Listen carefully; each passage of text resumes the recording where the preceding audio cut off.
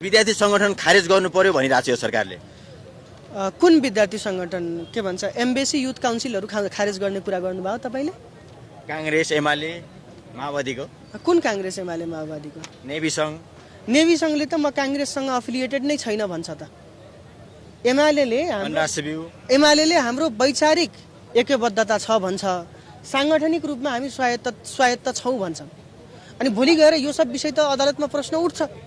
नेपालको संविधानको धारा 17ले संगठनको अधिकार दिन्छ, अभिव्यक्तिको अधिकार दिन्छ, बिना हात हतियार एकजुट भेला हुन पाउने अधिकार दिन्छ, विचारको अधिकार दिन्छ, अभिव्यक्ति स्वतन्त्रताको अधिकार दिन्छ। त्यसले तपाईँले कसरी कटौती गर्नुहुन्छ? दलविहीन पञ्चायतमा त यो विद्यार्थी सङ्गठनहरूमाथि प्रतिबन्ध लगाउन सकिएको थिएन। किन? किनकि उनीहरूको मोटिभ राजनीतिक थिएन। राजनीतिक भन्नाले चुनाव लड्ने थिएन। तपाईँले त्यो कसरी गर्नुहुन्छ? त्यही भएर राजा महेन्द्रले सिद्ध्याउन नसक्नु भएको विद्यार्थी सङ्गठन म सिद्ध्याउँछु भनेको मतलब यो जनताको ध्यानलाई भट्काउनु मात्र हो। यो भट्काउनु हुँदैन। ल ठिक छ, युनिभर्सिटीमा नेपाली विद्यार्थीहरूले राजनीति बुझेनन्, सिकेनन्, सङ्गठन गर्न सक्ने कुशलता हासिल गर्दैनन्। कहाँ जानुपर्ने हो? एम्बेसीमा जानुपर्ने हो कुशलता सिक्नका लागि। कुन एम्बेसीमा जानुपर्ने हो? फलानु एम्बेसी युथ काउन्सिलमा गएर सिक्नुपर्ने हो राजनीति भनेको के हो? फलानु एम्बेसीमा गएर सिक्नुपर्ने हो सङ्गठन कसरी निर्माण गर्ने हो भनेर। अर्को एउटा फलानु एम्बेसीमा गएर सिक्नुपर्ने हो सङ्गठन कसरी निर्माण गर्ने हो भनेर। नेपाली माटो अनुसार हुर्केको सङ्गठनमा गएर नेपालको राज्य व्यवस्था, नेपालको राजनीति, नेपालको राजनीतिक प्रणाली नबुझ्ने हो भने एउटा कुनै खैरेर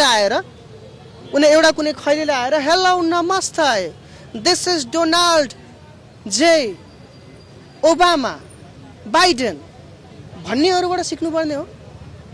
भाइयों और बहनोंहरूबाट सिक्नुपर्ने। विद्यार्थी सङ्गठनमाथि त जनताले पनि प्रश्न उठाएको छ नि, होइन? सुध्रिएर जानु पर्यो भनिरहेछौँ त सुध्रिनु पर्ने हो। त्यसका लागि त विद्यार्थी सङ्गठन मैले के भनिरहेको छु भने जसरी नेपालीमा एमालेमाथि प्रश्न उठ्यो, एमाले त लगभग अहिले असान्दर्भिक भएको छ।